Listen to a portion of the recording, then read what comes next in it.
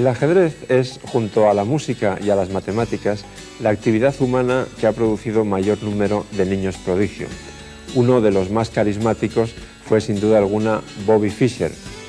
Según cuentan sus biógrafos, Fischer tenía poco tiempo para divertirse con juguetes normales, como estos que tengo encima de la mesa, porque estaba completamente absorto en el ajedrez.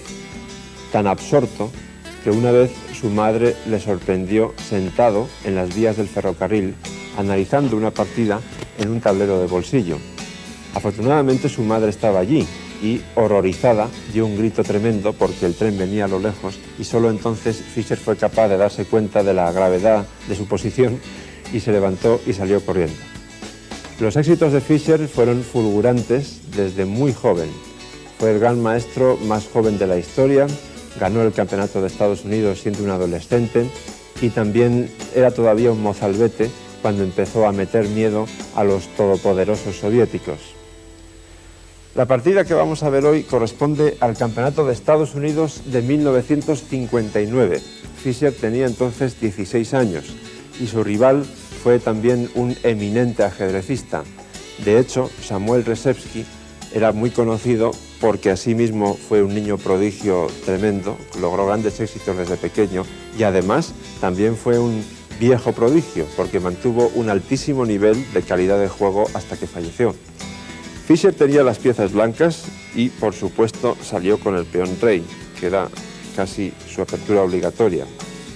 Rzepski contestó con la defensa siciliana y se jugó la que se conoce como variante del fianchetto acelerado. Fianchetto es una palabra italiana que designa este desarrollo del alfil por G7 para ocupar la gran diagonal negra.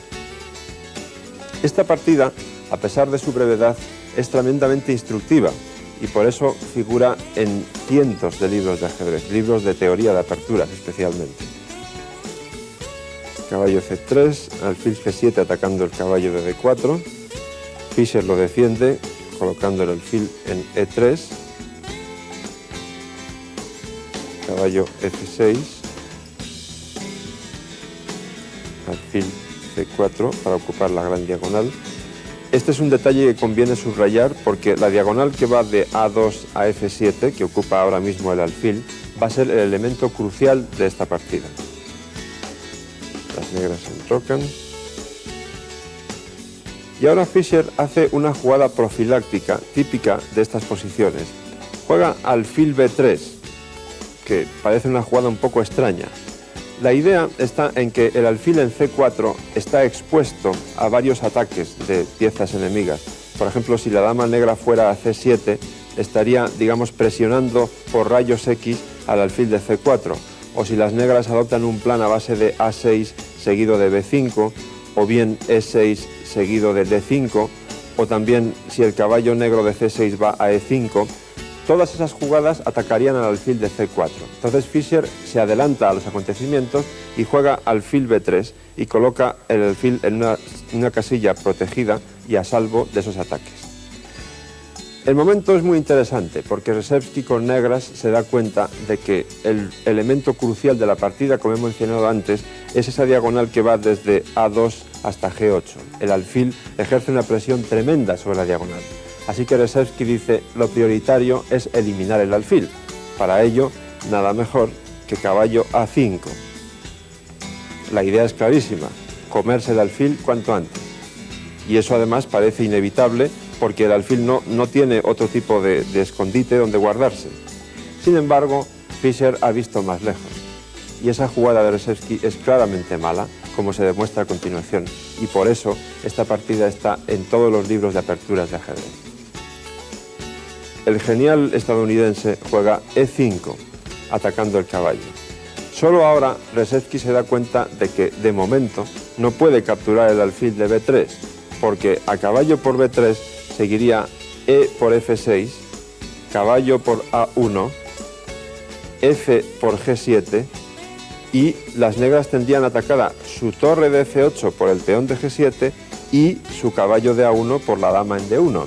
Por lo tanto, las negras perderían material.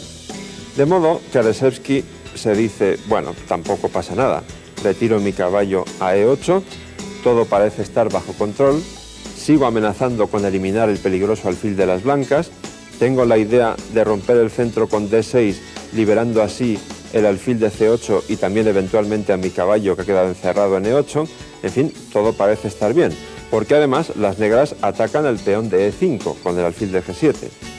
Pero aquí viene el tremendo golpe de Fischer, la jugada que pasó a la historia.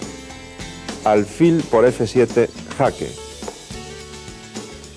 Lógicamente hay que capturar el alfil. Hay dos formas de hacerlo. Rzepski optó por torre por F7. Pero fíjense qué remate más elegante. Caballo E6 y las negras abandonaron.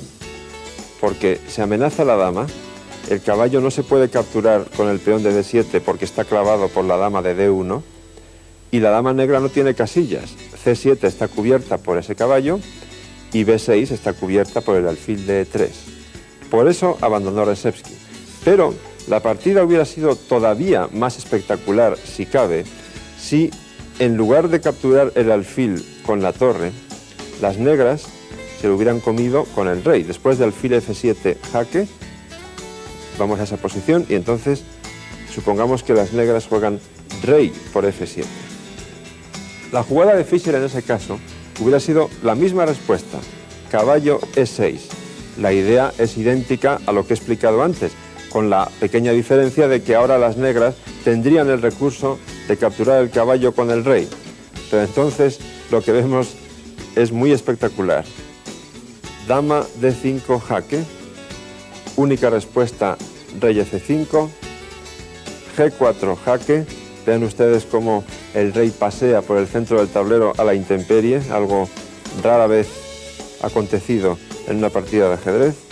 Rey por G4 y entonces hay que jugar torre G1 jaque. El rey tiene que irse a la columna H necesariamente, no hay más remedio. Supongamos H4 por ejemplo, alfil G5 jaque, rey H5, dama D1 jaque, única respuesta torre F3 y dama por F3 mate. Muchos de ustedes, estoy seguro, ya consideraban a Bobby Fischer como el mejor jugador de todos los tiempos. Y también creo que después de ver esta partida, esa opinión se habrá visto reforzada.